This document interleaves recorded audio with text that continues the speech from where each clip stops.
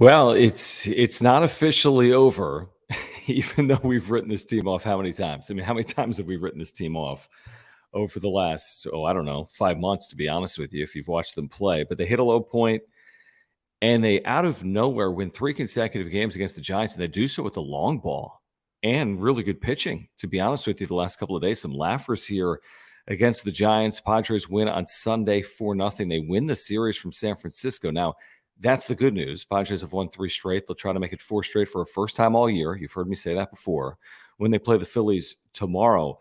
The bad news is this. Well, actually, there's more good news. They gained 3 games in the wild card standings in 3 days. The bad news is they're 5.5 games out, and they have to pass 4 teams in front of them to make the postseason. And Fangraphs at this hour gives the Padres a 1.7% chance of making the postseason. They're going to have a near flawless finish in the last 24 games of the season, something like 20-4. That's to get to 85 wins. Something like 20-4 to finish. I don't know if that'll even be enough, to be honest. 20 does not guarantee the Padres to the postseason.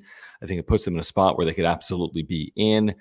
19, I mean, you're at a point where that's more unlikely than likely, would be my guess. 84 wins, and then you'd be looking at tiebreakers as well. You're talking about a 20-4 finish for a team that's still 8 games under 500. Is that realistic? According to Fangraphs, no. They got a 1.7% or 1.6% chance of making the postseason. But let's just see what happens. I mean, just keep winning.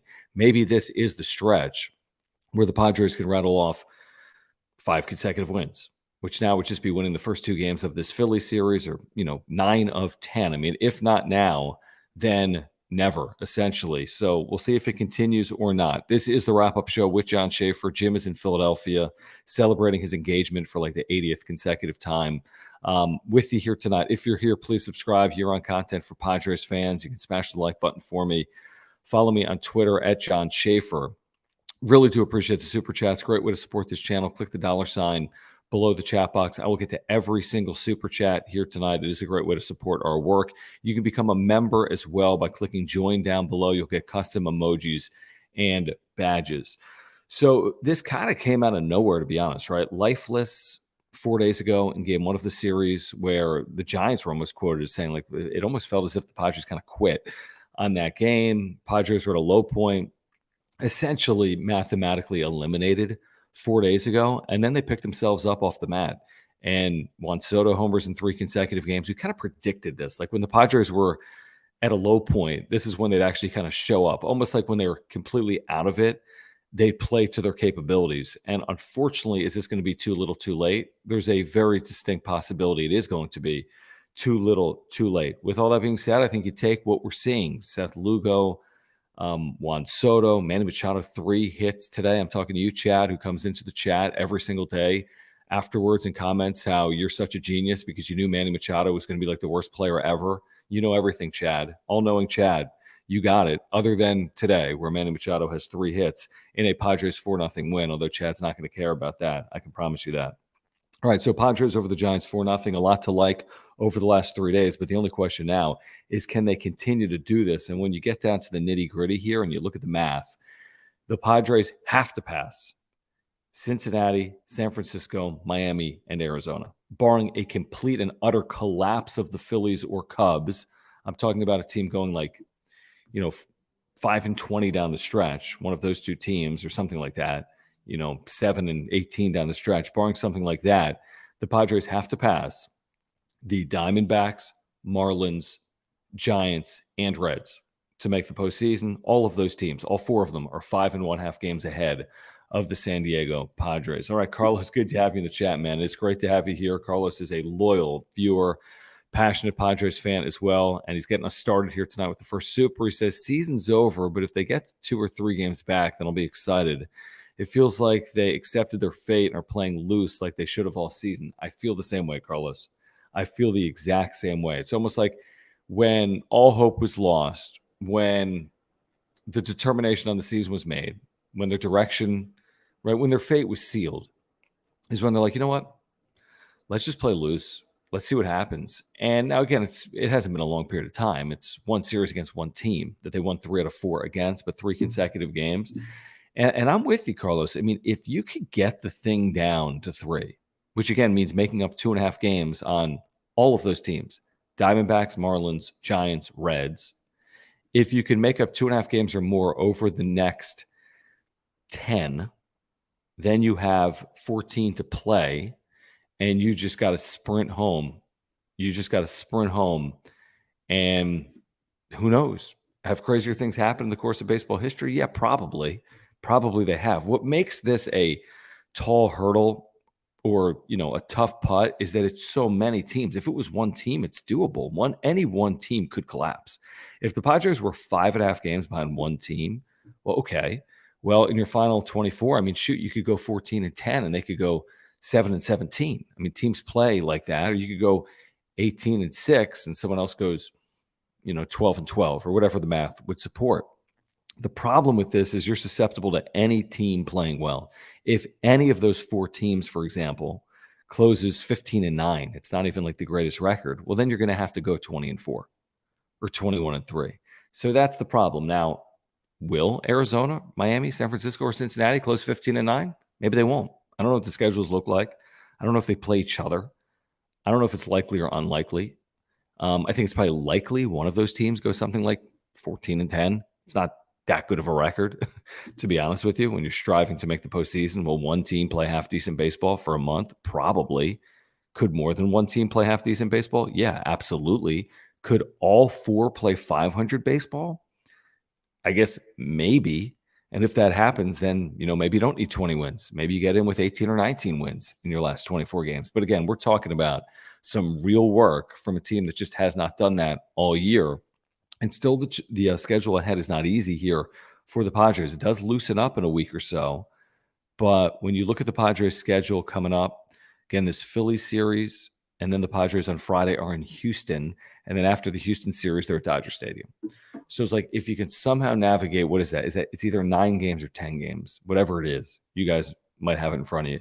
I mean, those 9 games, to have a shot in the final 15 games, I think 7-2 or better is what you got to go against the Phillies, Dodgers, and Astros. Who disagrees? I don't think 6-3 is enough. Trying to make up games on everyone. I think you go 7-2 or better. Make up a couple games on everyone potentially if you get lucky. Nobody plays better than 5-4 other than you at 7-2. All of a sudden you're 3.5 back. Again, you take your chances considering where they were literally 3 days ago when they were 8.5 games out of a playoff spot. So again, mathematically speaking, not easy. Are we encouraged based on what we saw this weekend against the Giants? Yeah, Giants have a lot to play for, and the Padres just beat them 3 consecutive days, and they made it look relatively easy over the course of this weekend. Early runs, good starting pitching, good bullpen usage, good work. Josh Hader pitching a 4-0 game here today with the scoreless 9th inning. Seth Lugo, really good. Blake Snell lowering his ERA to 2.5, right in contention right now for that National League Cy Young. Yeah, you have Rich Hill tomorrow. Yeah, you have Pedro Avila in Game 2. And yes, the Phillies have played really well in the second half, including winning 3 out of 4 from the Padres right out of the All-Star break. But, Philadelphia's in a pretty good spot right now. They're 5.5 games up on the final playoff spot in the National League. They're 75-61. They've played really well since the break. They can kind of cruise right now to a playoff spot. So we'll see what happens this week out here at Petco Park. It'll be interesting. But, there's just no margin. There's just no margin. They cannot lose a series from here on out, San Diego. And even winning every single series from here on out, if not sweeping some series, will not guarantee really the Padres anything at 65-73. 24 games to play for the Padres, who won 3 straight, again, against the Giants. Now, you look at the finish. The finish is Oakland, Colorado, St. Louis, San Francisco, and the White Sox. That's the good news. The bad news is we know they've got one of the worst records in baseball against sub-500 teams. I want to say either the 3rd or 4th worst record in baseball against teams that are under 500. So, that's the bad. But the good is if you can get to those 15 and you're better than those teams, then at least it's a possibility. If you get to those 15 and you're something like 3 games out, and even if you're trying to pass multiple teams and you're 3 games out, it's not impossible. It's just unlikely. And it has to start now. I'd say that the Phillies, Astros, Dodgers series are just as important, if not more so, than those final 15. Because if you go 5-4 here, you're cooked because you're still going to be 5.5 out or worse, right? Because somebody's going to go 5-4 or better in front of you. So if you go 5-4 here, you basically have to go like 15-0, 14-1 down the stretch. That's why you got to go 7-2 here to give yourself a chance to close something like 12-3. That's how I would look at it. And again, are we getting ahead of ourselves? Yeah, probably. This is a team that's 65-73 that has real injuries right now. No Darvish, no Musgrove, no Cronenworth, no Suarez on suspension, right? So, I mean, is it realistic for this team to play their best baseball in the history of the franchise in the final 3.5 weeks of the season? Better than the alternative of them literally being eliminated. Their elimination number, if you're playing at home, is 19. What does that mean? Any combination of Padres losses or wins by any team in front of them that possesses the final wildcard spot will lower the elimination number. The issue with that is if any of Arizona, Miami, San Francisco, or Cincinnati wins their next game, for example, that number that's 19 goes down to 18. Anytime the Padres lose from here on out, one comes off that number. Now, 19 is still, a hefty number, but the issue is there's so many teams in front of you, it's easy for that number to be whittled away based on not what you're doing, but what teams in front of you are doing if they're winning down the stretch. But we'll see. I mean, you look at Miami's won 4 straight, but San Francisco just lost 3 here. Diamondbacks have lost their last 2. Reds lost today. Are you going to be caught from behind by a team like Washington or the Mets or the Pirates? Probably not. They've created a game or two of separation there. So again, if you're going to play good baseball, you can separate from the teams behind you. The question is, can you catch the teams in front of you? Richard, thank you. He always says Dodger fan here. Thank you for the super. Guys, if you are here, please subscribe. You're on content for Padres fans. You can smash the like button for me. I appreciate that. Do appreciate the supers as well. You can click the $ below the chat box like Richard just did. We do appreciate the supers. We will get to every single one of them. If you want to control the direction of the show here tonight, just click that $ below the chat box. Richard says, Dodger fan here. The chances are slim and none. And Slim just went skydiving without a parachute. But at the very least, make it fun and play competitive. Padre fan is owed that. It's interesting, Richard. It's probably a decent way to look at it. I mean, based on the way this team has played this year, this would take something completely unforeseen, completely outside the norm, and something that's probably a stretch. Not probably, it is a stretch for the Padres to go, even 19-5, 18-6 down the stretch. I mean, it's going to take their best baseball of the year and really their best baseball in a regular season since the start of 2022, maybe, where I don't even know if they went 18-6 over any 24-game period, but there was a 40-game period to start the year where they played really well. I don't know what the number was, but 27-13 stretch, 26-14 type stretch. So it's going to take really incredible baseball. You'd like to think that they do have pieces for that to theoretically occur in some perfect world. But again, when you take the step back and say Musgrove, Darvish, Suarez, Cronenworth, it's a heavy lift. You're going to need Machado to do what he's done here. You're going to need Soto to do what he's done here, right? I mean, you're going to need guys to really carry. You're going to need some of these players to carry multiple home run games, stretches of time where you hit 500 over a 10-game stretch. If you're a Tatis or a Soto or a Machado or a Bogarts, by the way, homering today as well, Garrett Cooper. This weekend, right, yesterday, hit a 3-run home run. I think I have that right.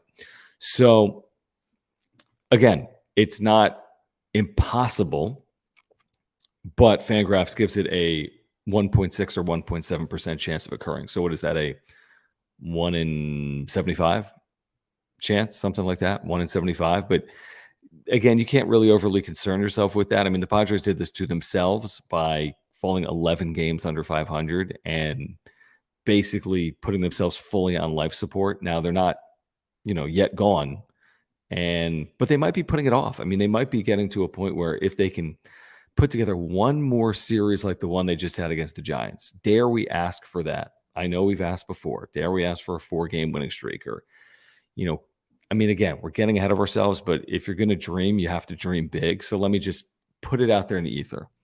They sweep the Phillies with Rich Hill and Pedro Avila pitching 2 of those games, and Taijuan Walker, who's 14-5, and Zach Wheeler, whoever the hell's throwing for the Phillies. They're throwing good starting pitching, and they've been very good in the second half of the year. But just let's speak it into existence for a second. the Padres, win the next 3 games against the Phillies, pick up a game on all 4 of those teams in front of them, right? As in they're 4.5 out at that point, because someone goes 2-1, you go 3-0. Who knows what the other teams do? 4.5 out with 21 to play, right? You can, again, you can start to navigate a world in which it's at least the percentages are going to jump up from 1% to 5%, and then from 5% to 10%. You get my point. Is it ever going to be likely? No, not until literally the final day of the regular season, when you've pulled off this Houdini act to go, 18-6 down the stretch, and everyone in front of you struggles, or you go 20-4 and you catch people, or you get my point. You get my point. But Rich brings up a really good point. Jim leaves the state. Padres don't lose. They haven't lost in September. Jim went to Philadelphia. He should probably stay there. Who's with Jim staying in Philadelphia? Put it in the chat. Put it in the chat if you want Jim to stay in Philadelphia and never come back. Just kidding. We want him to come back. But facts are facts. Facts are facts. What's Jim going to say when he gets back, like Wednesday or Thursday, and the Padres have won 5 or 6 consecutive games? At that point, we don't want him on the show. And I don't think we want him on the radio if they've won 5 or 6 in a row and pulling within 3.5, 4.5 games of a playoff spot. This is great. People say, yeah, stay away. Stay in Philly. Thank you, Steven. Even though I love Jim, kind of.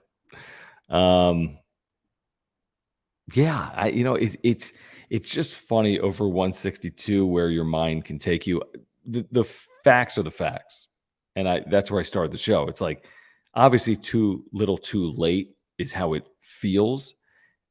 And it's going to take something that the Padres literally maybe have never done. Someone would have to look it up. Like, have they ever had a 27-game stretch, if you include these last 3? And let's say you put them 18-6 over the last 24. That's 21-6. Hard to imagine they've ever played better than that over a 27-game stretch. So you're asking for the best 27-game stretch in franchise history right now. That's asking a lot. Let's be honest, especially with this team. It's not like this is the 98 Padres. This is a below average team that we've talked about all the issues with all season long. So is this going to be the time that they go 21-6 over their final 27 games? And by the way, will that even be enough? We can't guarantee that that'll be enough. So that's where you have to be obviously skeptical. Are they going to be able to do that? But with that being said, it's not over until it's over. It's not over until it's over. Now, you lose tomorrow, we have the same conversations. You lose Tuesday, we have the same conversations. But we said they'd win 4 in a row at some point, didn't we? When they were basically eliminated. Well, they were basically eliminated 3 days ago when they fell 11 games under 500, and maybe that's what they needed to pick themselves up. But yeah, I mean, I would say at the very least. By the way, it's a 3:40 start tomorrow, right? Labor Day start. If nothing else, tomorrow feels important for Rich Hill to give them, 4 or 5 innings of keeping the Padres in the game, or whatever it is, 4 innings. Just keep them in the game. Just keep them in the game. Let these bats continue to be good, like they've been here recently. Like the fact that it's a day game, to be honest with you. I feel like the ball has traveled a little bit here the last couple of days into September. And, the way they've won the last couple of days is kind of the way they've won actually this year. It's like when they win by multiple runs. When they lose close games. And that's what's happened the last couple of days. You go back to today, 4-0 Padres win. Was it 6-1 on Saturday? 6-1 Saturday, Friday, 7-3. I mean, look at that. They're the run differential team we've talked about. They have a 4-run win, a 5-run win, and a 4-run win. They've outscored the Giants by 13 runs in the last 3 games. That's the team they've been. When they win, they normally do so handsomely, so to speak. They normally get out to a lead, although I think they did trail one of these games 1-0 after the top of the first inning. That was Friday.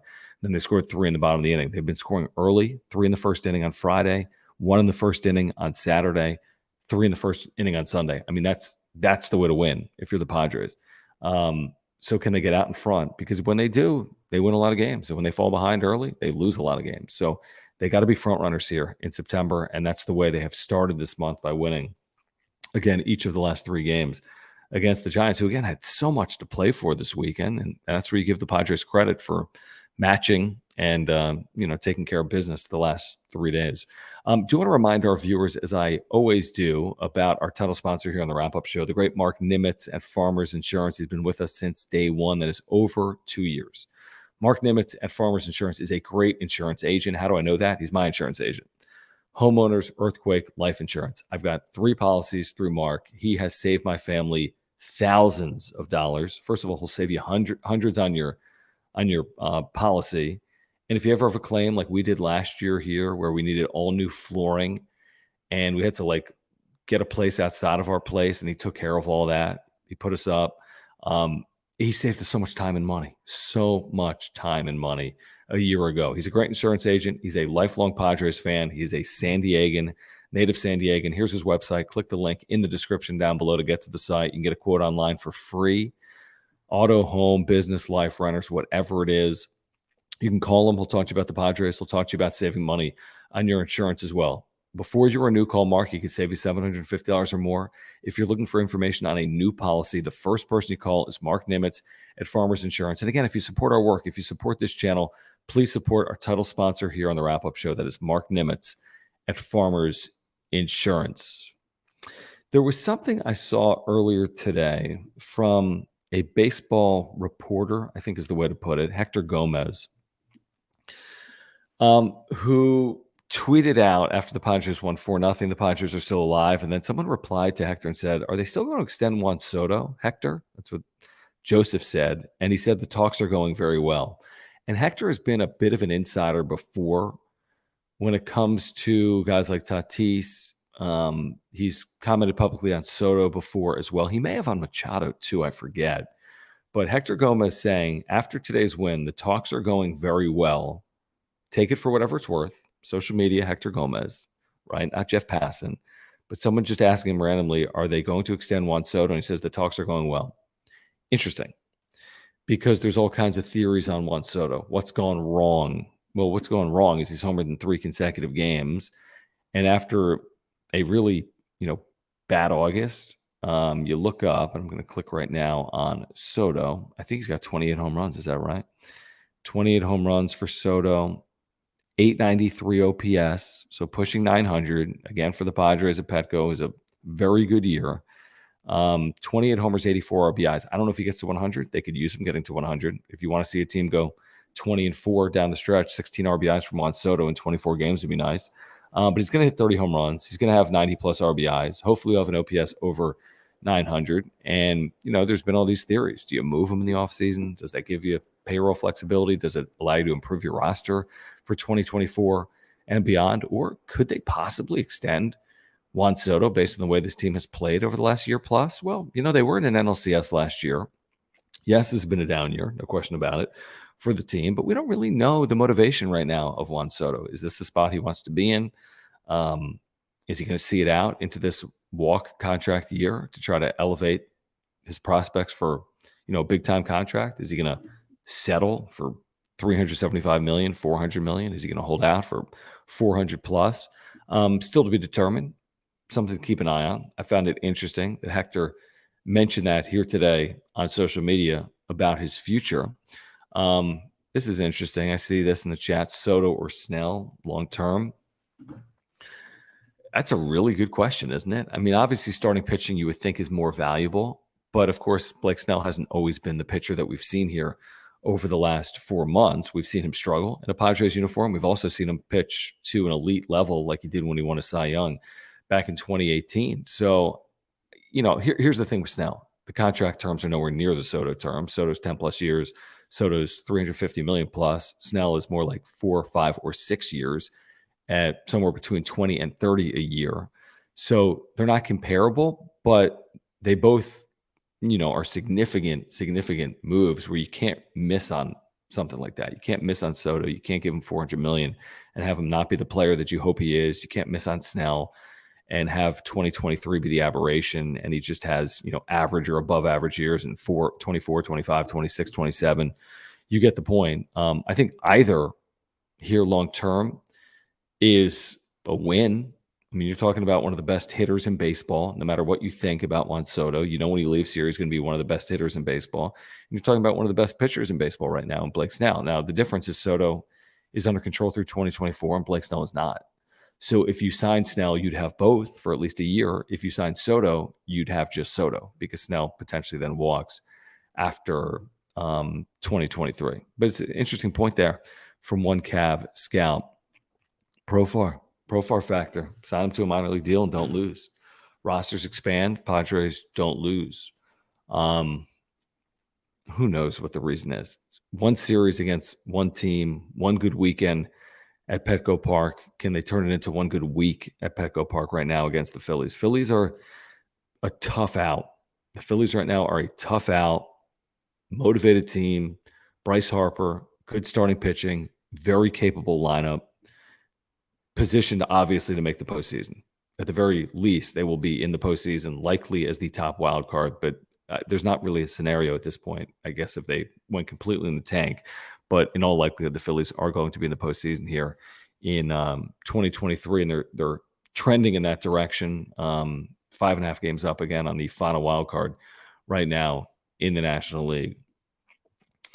I'm trying to think about what else here has gone on over the course of the weekend. Just big picture stuff as well for the Padres. I think coming out of Thursday, you're thinking, when are we going to hear from Seidler? When are we going to hear from Preller? What does their future look like? What about Bob Melvin? All of a sudden, you kind of put it off for a couple of days based on what they did this weekend. You say, well, Friday night's just one game. No big deal. Saturday, just 2 games. Not a big deal. And you win today, behind Seth Lugo, and you're like 3 games, and they made up 3 games in the wild card standings. That's so rare to do when you're chasing multiple teams. But the way the math worked there, it's like, yeah, you didn't gain on everyone 3 games, but you gained on that final spot to get it to 5.5 games. So, again, it just, of course, it's not likely. Is it unlikely? Yeah, absolutely. But it's something to talk about. We've talked about, is there anything even to play for in September? Well, maybe if they can play as well as they've played all year.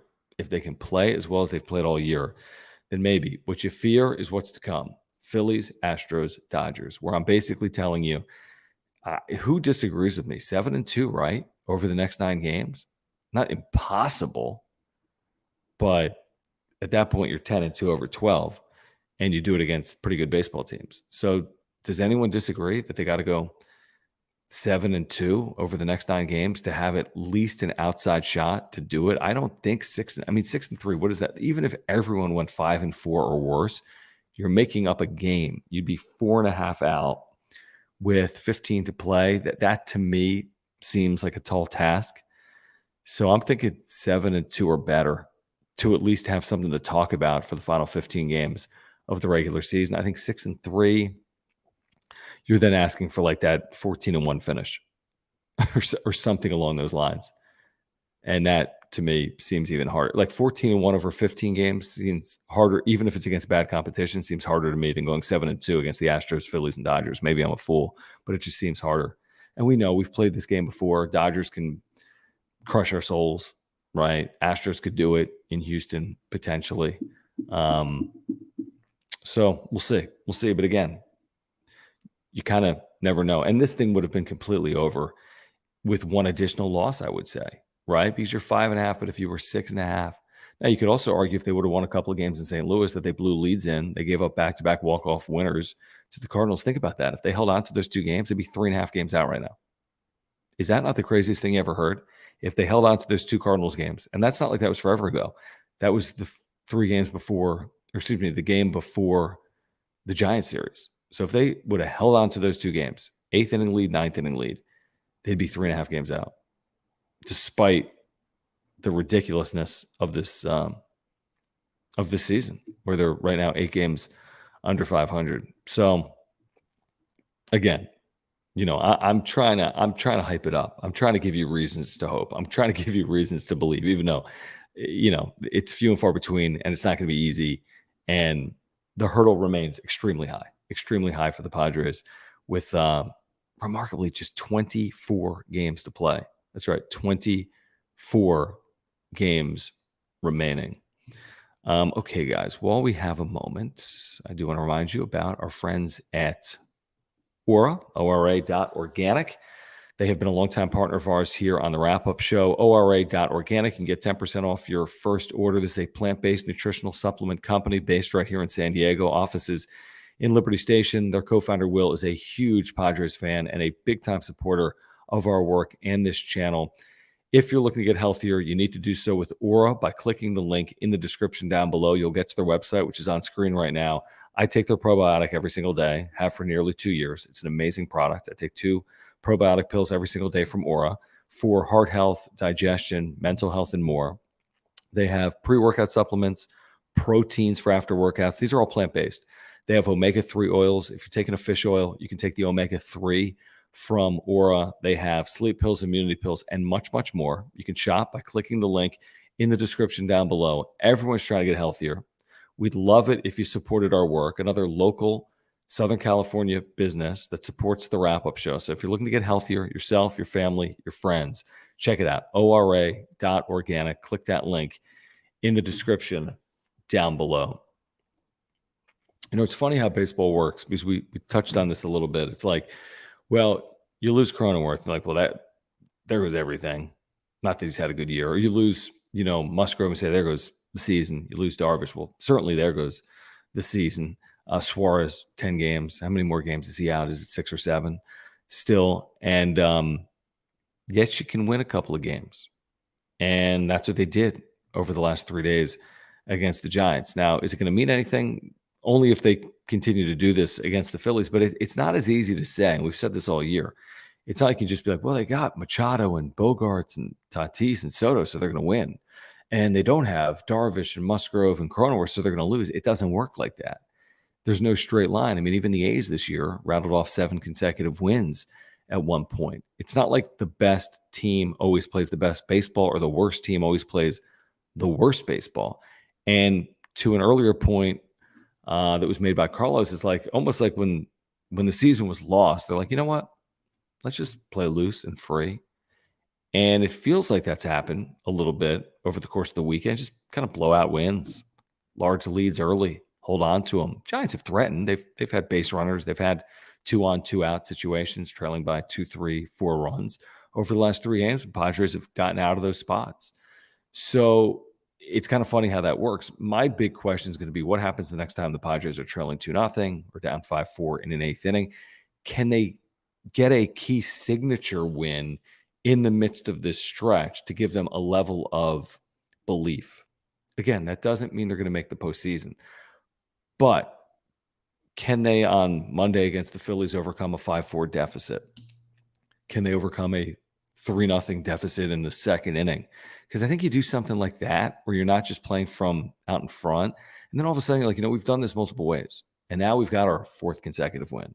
Or the way we picked up our 5th consecutive win was with a 9th inning rally, right? Like they're going to need something of substance to really believe that they're capable of just playing good baseball down the stretch. Now, will it be enough? As we've talked about for 35 minutes, nobody has any idea. I mean, truth be told, they can't even guarantee themselves the postseason by winning 24 consecutive games. I mean, they'll be in, right? I mean, I'd be surprised if they weren't. But if someone closes like 19-5 and you go 24-0 and one of those 4 teams in front of you goes 19-5, you're going home, as stupid as that sounds. So you can't worry about going, I mean, that's stupid. They're not winning 24 consecutive games, which would be 27 consecutive games, obviously. But can they make it 4, 5, 6 in a row? That's really the only question right now. And can they get some sense of belief in that clubhouse where they can somehow turn it on for the final month of the season and at least make it interesting for Padres fans, make it something we want to throw on during the NFL and college football season in the middle of September? And I'm not going to say that I'm going to be fooled. I mean, we all already know who they are. So I'm not exactly counting on that happening. But I'm just saying, can they do it for us? Are we asking for that much? They're at home the next 3 days. Can they cap off a really good homestand by winning 2 out of 3 from the Phillies, or dare I ask for a sweep against a Phillies team that comes in red hot, right? Okay, here. Let's see. What else is going on right now in the chat? Again, if you're here, please subscribe. If you're here, appreciate the super chat. Just click the $ below the chat box. It's hard for me to keep up with the chat. Trying to see here what else is kind of transpiring. see here. Yeah, I think there is, Murray. I mean, is there any doubt Snell's the front runner for the Cy Young? Yeah, I don't think it's some guarantee. He does lead baseball in ERA at 2.5 right now, but he's, also pitching for a team that's 8 games under 500. I don't think he'll get benefits of the doubt from all voters. I think there's pitchers that have had comparable years, maybe not better years, that are probably on better teams. So this isn't going to be some unanimous or 29 first place vote type season. I wouldn't think for Blake Snell. I guess it could be if he makes 4 or 5 more starts and they're all 6 scoreless innings or whatever it could be down the stretch. And he's really pitched beautifully. He really has. He's had as good of a year as he's had since 2018. But yeah, I don't know if he's the front runner. He is a front runner. He is absolutely a front runner.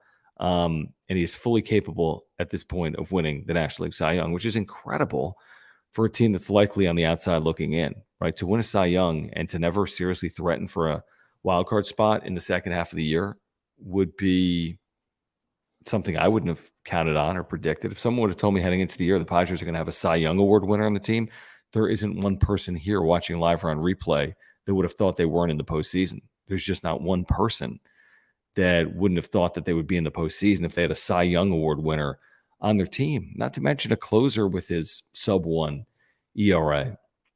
It's weird where it's gone wrong. Obviously, offensively, they have not been able to sustain. Obviously, they've been among the worst clutch hitting teams in baseball. They've been terrible in one-run games. I want to say they're still something like 6-22. Their bullpen has let them down. There's no question about it. They have blown late leads. That has absolutely been a storyline this year. So it's easy to dissect it and see where things have gone wrong. But if someone would have told me Cy Young Award winner on this team and they'd finish under 500, I'd be like, what on earth happened? How is that even possible? Because the truth is the Padres still have real work to do to finish this season at 82-80 over 500. 82-80 takes a 17-7 finish. 81-81 takes a 16-8, 667 finish, which would actually be a 19-8 finish based on winning 3 straight here against the Giants. So nothing easy at all about getting to 500 or getting over 500, but possible, likely, unlikely, postseason extremely unlikely, obviously, despite the fact that it's a bit of a mirage, like 5.5 out. It's not 10.5, but it's 4 teams that you're chasing. 4 teams are 5.5 games better than you. You're going to need nights where all 4 of those teams lose. And that could happen. But there's also the possibility there's nights where all 4 of those teams potentially win. So that could happen as well here down the stretch here in the month of September. So, looking ahead, though, the pitching matchups, you got Taijuan Walker, Rich Hill. You've got Pedro Avila pitching game 2 of this series against the Phillies, and that's going to be, who is it? Michael Lorenzen pitching game 2. He's had a nice year, 8-8 and a 3.73. And then Wednesday, you're seeing Zach Wheeler, 10-6, 3.62 against Michael Wacha, who's been great, obviously. So, I'm trying to look at this. I think Padres will be dogs with Rich Hill on the mound tomorrow. They, I don't know, could be even money-ish Tuesday, Avila Lorenzen, and even money-ish Wacha Wheeler would be my guess for Wednesday. Just got to find a way to get at least 2 out of the next 3. Just got to find a way to get at least 2 out of the next 3 and at least make it interesting for another few days. And again, maybe benefit from teams in front of you losing. But again, this is a very tall order. This is a very tall order for the Padres here down the stretch. And saying anything else would be, wouldn't be truthful to say that it's not a tall order. And again, have I said before, hey, we'll talk about, we've basically written this team off until they get to 500. But here's the thing. I mean, we're talking about it every single night. So the truth is the truth. They've won 3 straight. They're still mathematically alive, as slim as the odds are. They're still, as we sit here right now, mathematically alive. Do want to remind our viewers about our partnership with Underdog Fantasy. The best and easiest place to play fantasy sports is at UnderdogFantasy.com. NFL season is here, folks. Thursday night, NFL opener. You can play NFL drafts, fantasy drafts going on right now at UnderdogFantasy.com. If you use promo code PODSWRAP, PADSWRAP, you're going to get a 100% deposit match up to $100. Again, promo code PODSWRAP, PADSWRAP, you'll get a 100% deposit match up to $100. Underdog Fantasy is the best and easiest place to play fantasy sports. It really is. All you have to do is draft. They take care of the rest. There are no waivers. There are no trades. They have MLB drafts for tomorrow going on right now, starting at just $3 per draft. NFL drafts going on for this week, starting at $3 per draft as well. Then the pick'ems that we've told you about, they've got this featured pick'em going on right now where they're basically giving you a pick'em win. Will Patrick Mahomes throw for a half yard on Thursday night or more? I think so. You can go with a higher.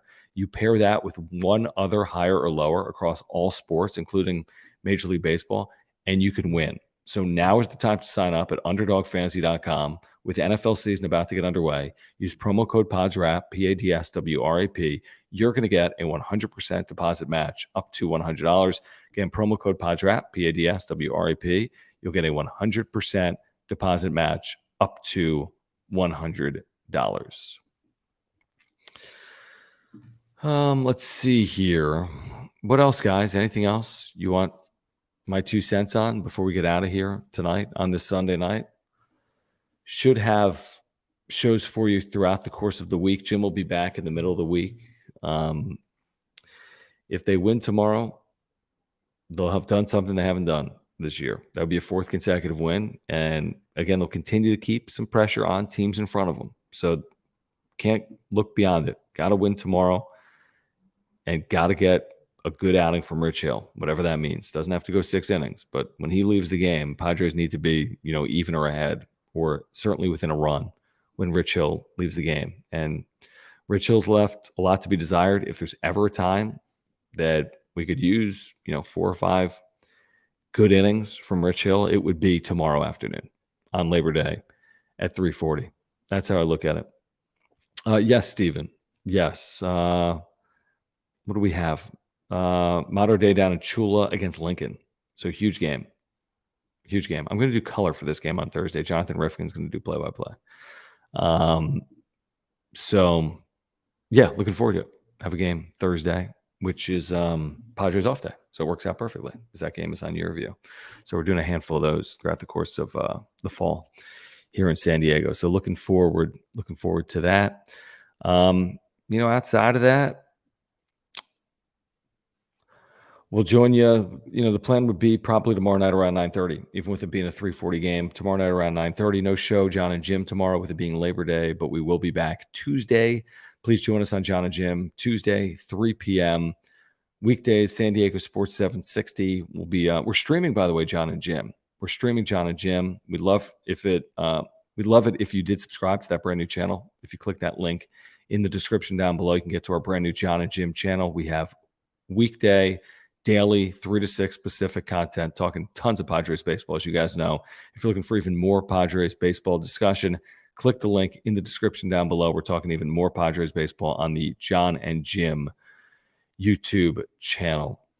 And Murray, I'm not going to go off topic, but if you do want my San Diego State channel, which I just did a show for about 45 minutes before this show, find it. Search for the Aztec Wrap-Up Show on YouTube. If you want my San Diego State Aztec channel, search for the Wrap-Up Show, Aztec Wrap-Up Show on YouTube. Please subscribe to that as well. Big game this weekend, San Diego State and UCLA.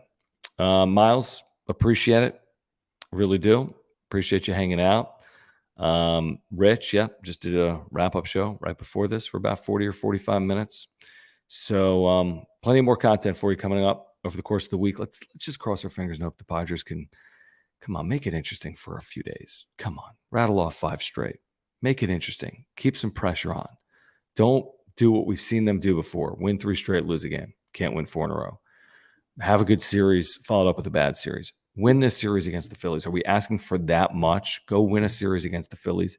Stay mathematically alive. Put some pressure on the teams in front of you and allow us to dream for a couple of more days. That's all we want to do. We just want to have some hope for a few more days. I don't want this thing to be fully finished on September, what's tomorrow, 4th. Give us another week. Give us the best week of baseball that you've played all year. Are we asking for that much? Maybe. Potentially. All right, guys. Please subscribe. Year-round content for Padres fans. Smash the like button for me. Really do appreciate that, whether you're here live or on replay. Follow me on Twitter at John Schaefer. If you're here on replay, thank you for the super thanks. We really do appreciate those. And again, if you'd like to become a member, click the join button down below. Thank you to our partners, Mark Nimitz at Farmers Insurance. He's the title sponsor of the wrap-up show. If you have insurance needs, click the link in the description down below. Thank you to Aura. If you're looking to get healthier, ora.organic, or click the link in the description down below. And again, football season is here. The best and easiest place to play fantasy sports is at underdogfantasy.com. Get a 100% deposit match up to $100 by using promo code PODSWRAP. That is PADSWRAP. All right. Until tomorrow night, my name's John Schaefer, and you've been watching the